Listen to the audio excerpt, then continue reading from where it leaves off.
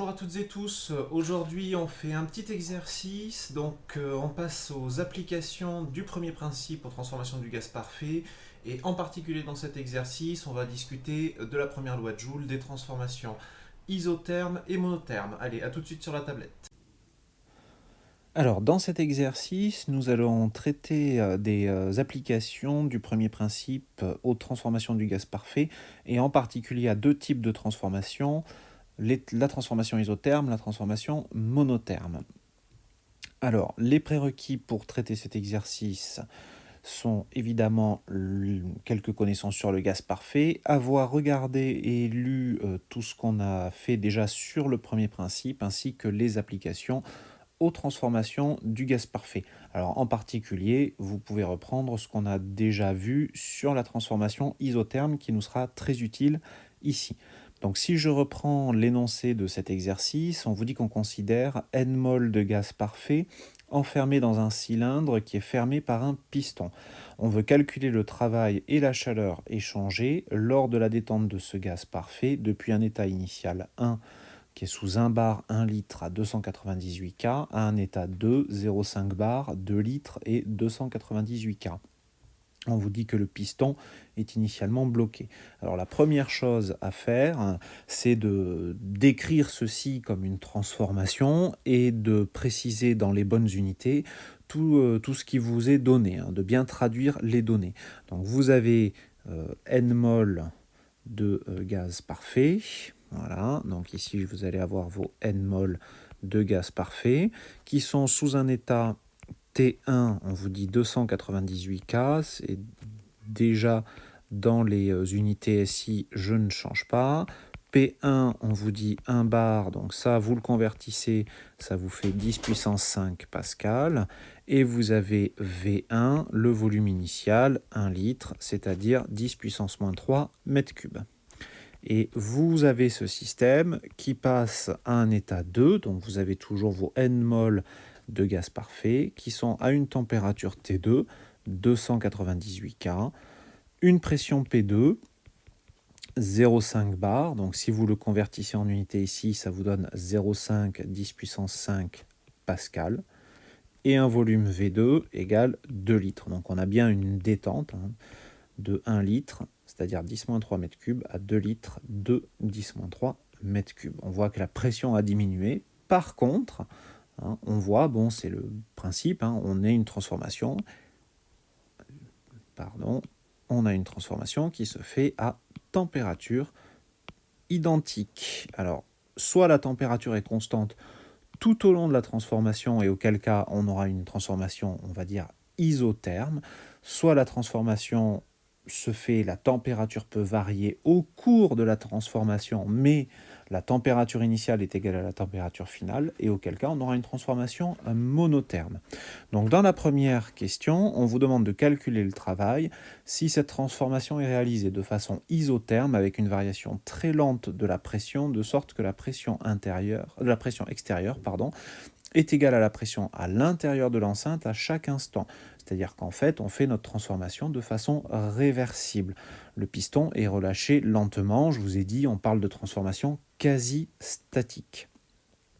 Donc on va calculer le travail dans ce cas-là. Donc W, le travail, on peut toujours l'obtenir à partir de l'intégrale de moins P extérieur dV, ça c'est toujours vrai, de l'état initial à l'état final, donc de V1 à V2. Cette relation-là, elle est toujours vraie. La question c'est que vaut P extérieur? Alors ici, j'ai une transformation, on vous dit, qui est isotherme réversible, c'est-à-dire qu'à tout instant, la pression extérieure est égale à la pression intérieure. Il suffit de lire l'énoncé. Donc P extérieur est égal à P intérieur. Ça traduit le fait que la transformation ici, elle est réversible. C'est ce qu'on appelle l'équilibre mécanique. Donc si P extérieur égale P intérieur, alors en général P intérieur on le note P tout simplement, et bien comme c'est un gaz parfait, P intérieur, qu'est-ce que ça vaut pour un gaz parfait? Ça vaut nRT sur V. Et comme la température est constante tout le temps, ce T ici, c'est T1 par exemple, nRT1 sur V. Le volume, par contre, lui, varie. Donc si je remplace maintenant ceci dans l'expression du travail, W, donc c'est l'intégrale de V1 à V2 de moins nRT1 dV sur V. Donc j'ai juste remplacé. Ce qu'on voit ici, c'est que cette quantité, la nRT, alors moins nRT en l'occurrence, N est constant, R c'est la constante des gaz parfaits, et T, on a dit, c'est isotherme réversible, la température est constante tout au long de la transformation, donc T est aussi une constante. Tout ce bloc-là, moins nRT, est constant, je vais pouvoir le sortir de l'intégrale. Voilà. Donc si je le sors de mon intégrale, il va me rester tout simplement moins nRT1, intégrale de V1 à V2 de dV sur V. Bon, il me reste cette intégrale à calculer. La primitive de 1 sur V, c'est logarithme népérien. Donc ça va vous donner moins nRT1. Donc il faut prendre le logarithme népérien de V entre V1 et V2. Ça fait log de V2 moins log de V1, c'est-à-dire log de V2 sur V1. Donc W, ici, ce sera moins nRT1 ln de V2 sur V1. Alors ça, c'est une relation qu'on peut obtenir, c'est la relation qu'on obtient directement en faisant le calcul, sauf que cette relation, elle ne permet pas de calculer, vraiment, de calculer numériquement le travail. Pourquoi? Parce qu'en fait, il y a la quantité de matière ici qu'on n'a pas encore déterminée. Alors on peut la déterminer à l'aide de la relation d'état des gaz parfaits. Sinon, dans la vidéo sur la transformation isotherme, je vous ai montré une autre façon de procéder. Vous avez P, vous avez V pour la transformation 1. Donc si vous appliquez la relation d'état des gaz parfaits, vous avez que PV, c'est-à-dire en particulier P1V1, ça c'est nRT1. Et comme T est constant, c'est aussi égal à P2V2. Mais ici, peu importe, ce qui m'intéresse moi, c'est de déterminer alors soit N, soit tout simplement nRT. Donc je vais réinjecter cette relation-là dans l'expression que j'ai obtenue au-dessus, et j'obtiens que W, donc c'est moins P1 V1, ln de V2 sur V1. Et là, P je l'ai, V, les volumes je les ai aussi. Donc je peux calculer numériquement l'expression du travail dans cette transformation. Voilà.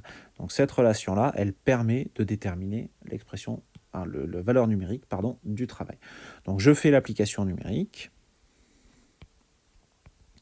Donc l'application numérique, je vous rappelle, P1 c'est 10 puissance 5 pascal, V1 c'est 10-3 en mètres cubes. Donc on fait attention à bien tout convertir, ça fait 10 puissance 5 en pascal, fois 10-3 en mètres cubes, fois le log de, alors V2 c'est 2 litres sur V1, 1 litre. Alors là, ça va faire 2 10-3 sur 1 10-3.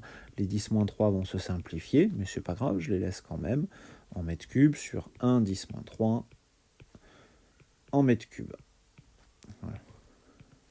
Donc si vous faites le calcul, ça vous fait W égale 100 fois ln de 2. J'ai oublié le signe moins partout, je le rajoute. Vous faites l'application numérique et vous trouvez moins 69,3 joules. Ça, c'est la valeur du travail pour la transformation isotherme réversible. Alors, je vais le noter WA pour dire que c'est pour cette transformation-là. Voilà. Alors, si maintenant vous passez à la deuxième question, on va faire la même chose, mais pour une transformation qui ne sera plus isotherme réversible, mais monotherme irréversible. Donc on vous dit qu'on remplace la transformation par une transformation monotherme, au cours de laquelle la pression varie brusquement de P1 à P2.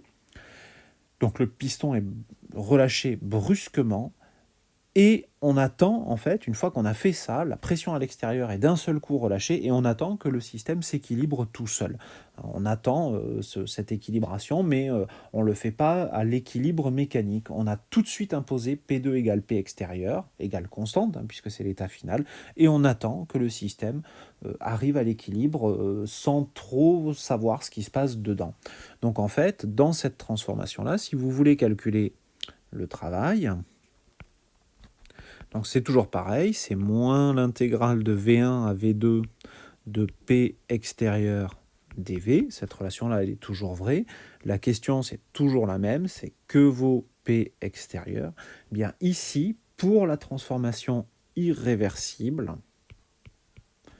dans ce cas, alors c'est un cas particulier, voire même on pourrait dire particulièrement particulier, hein, P extérieur est égal à P2, et P2 c'est constant, hein, c'est une valeur qui est fixée. Donc dans ce cas particulier, P extérieur est égal à P2 est égal à une constante.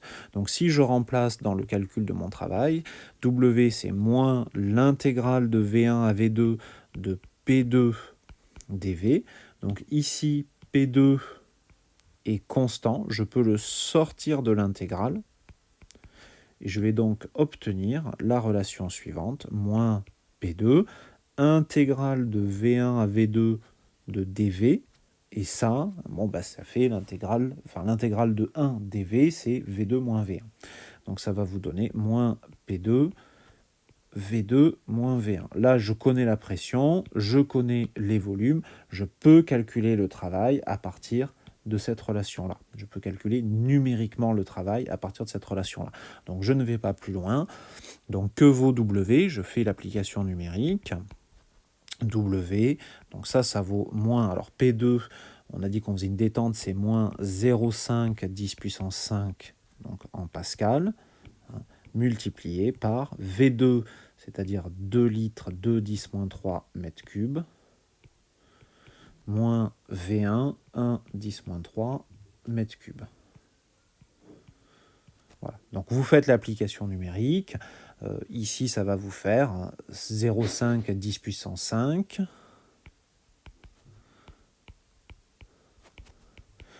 multiplié par 2 moins 1 10 moins 3, donc ça fait 1 10 moins 3. Voilà. Donc ça vous fait 0,5 10 puissance 2, c'est-à-dire 50. W pour la transformation petit b qui est irréversible, pardon, moins 50, on va essayer d'arrêter d'oublier les signes moins, ça fait moins 50 joules. Alors une remarque quand même, dans les deux cas, le travail était négatif. Hein. Je fais quand même une petite remarque avant de passer à la suite. W est négatif, que ce soit WA et WB hein, sont négatifs. Et ça, c'est tout à fait normal, puisqu'on a réalisé une détente. Donc, ça veut dire que c'est le système qui vous fournit du travail. Hein. Il s'est dilaté, le volume a augmenté, le système vous a fourni du travail, donc leurs valeurs sont négatives dans les deux cas. Alors on va essayer d'interpréter ça graphiquement, c'est le but de la question petit c. On vous demande de comparer graphiquement les résultats obtenus en établissant un diagramme P extérieur égale F de V dans les cas A et B. Alors, les relations sont-elles réversibles? On en a déjà un petit peu, j'ai déjà un petit peu justifié ça, donc je ne reviens pas dessus. Pour la transformation petit a, c'était une isotherme réversible. Pour la transformation petit b, c'était une monotherme irréversible. Et dans les deux cas, W, c'est l'intégrale de V1 à V2 de moins P extérieur dV. Donc, qu'est-ce que nous dit cette expression? C'est qu'au signe près, il y a ce signe moins, mais au signe près, W, c'est une intégrale de la fonction pression en fonction du volume. Donc ça correspond à quoi? Ça correspond à l'air sous la courbe. Alors je vais essayer de faire un dessin bien joli, je ne promets rien, mais on va essayer de faire un dessin pas trop vilain. Donc je vais représenter le cas de l'isotherme tout d'abord. Alors l'isotherme, P, c'était, alors P extérieur, c'était P intérieur, et ça, c'était NRT sur V. Donc, c'est-à-dire que en fait, c'est proportionnel à 1 sur V. C'est ce qu'on appelle une fonction hyperbolique. Alors, on est parti, on va essayer de tracer ça. Donc, ça ressemble à ça. Dans le second cas, dans le cas de la monotherme, P extérieur était égal à P2, était constant. Donc là, vous partez de votre état 1 et d'un seul coup, la pression, elle est relâchée instantanément. Elle arrive à P2 et elle reste constante jusqu'à ce que la pression à l'intérieur du système se soit équilibrée à la pression extérieure P2. Alors la question maintenant, c'est où est-ce que je lis le travail? Alors encore une fois, au signe près, hein, c'est pas tout à fait le travail, c'est l'opposé du travail qu'on va lire. Eh bien le travail, on va le lire, ça va être l'air sous la courbe. Donc si je vais commencer par la transformation irréversible et je vais colorier où est l'air sous la courbe, eh bien en fait, regardez, l'air sous la courbe, elle est là. Tout simplement, c'est l'air sous ce segment de droite bleu ici. Donc ça va être ce morceau-là. Ce morceau-là, si je le fais à l'échelle, en fait, il représente, cette aire, elle représente moins 50 joules. Alors elle représente 50 joules, hein, mais en valeur absolue, ça va vous donner cette valeur-là. Maintenant, alors je vais le hachurer pour que ça se superpose, si vous regardez pour la transformation isotherme réversible, c'est l'air sous la courbe rouge. Donc vous voyez que vous avez toute la partie sous la courbe bleue plus la partie entre les deux courbes. Hein. Donc c'est pas juste la partie entre les deux courbes, hein. C'est bien la somme, enfin la partie sous la courbe bleue plus la partie entre les deux courbes. Donc on voit bien que la courbe rouge, en fait, l'air sous la courbe rouge est beaucoup plus grande que l'air sous la courbe bleue. Donc si on regarde le travail, alors en valeur absolue, pour la transformation isotherme réversible, c'est la partie hachurée en rouge. Et si on regarde l'air pour la transformation irréversible, donc l'air sous la courbe bleue, c'est la partie coloriée en bleu. Voilà. Donc ça vous donne, ça vous illustre graphiquement comment on peut lire le travail récupéré pour une transformation, ici pour une détente. Alors une petite remarque, hein, ici on trouve bien, on voit bien graphiquement, on retrouve ce qu'on avait obtenu, c'est que pour une transformation réversible, on récupère un travail beaucoup plus important que pour une transformation irréversible. Alors attention ici, hein, j'ai bien mis des valeurs absolues. Voilà. Alors, on vous demande enfin de déterminer la chaleur échangée ainsi que la variation d'énergie interne dans les deux cas. Alors, je vais commencer par la variation d'énergie interne. Comment je calcule delta U Comment je calcule delta U pour une transformation d'un gaz parfait? Eh bien, en fait, je vais appliquer la première loi de Joule, tout simplement. La première loi de Joule, elle vous dit que quelle que soit la transformation, peu importe qu'elle soit réversible ou irréversible, quelle que soit la transformation, U ne dépend que de T pour un gaz parfait et delta U égale NCV T final moins T initial, donc c'est-à-dire ici T2 moins T1, et on a dit que T2 était égal à T1, donc c'est égal à 0.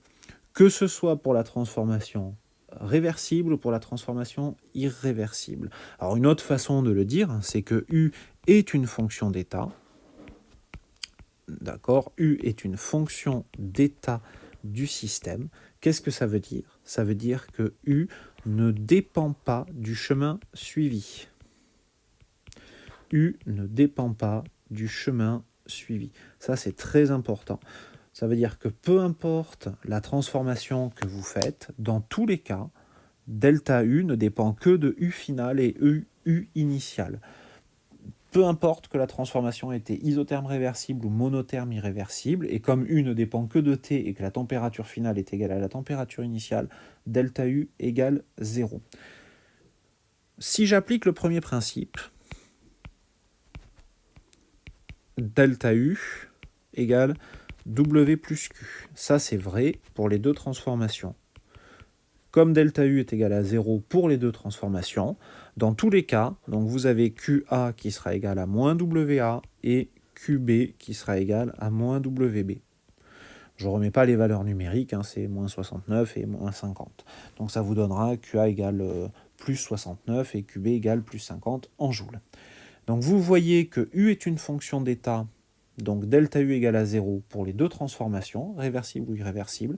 Vous voyez que W et Q ne sont pas des fonctions d'état, donc W et Q ont des valeurs qui dépendent du chemin suivi. Voilà. Donc ça, cet exercice-là, il illustre tout à fait ce point-là. Dans cet exercice, on a vu comment utiliser le premier principe pour une transformation du gaz parfait, donc la transformation isotherme, et pour son équivalent irréversible, la transformation monotherme. Donc on verra dans un autre exercice ce qui se passe quand on a tout un cycle de transformation. Allez, à très bientôt, au revoir.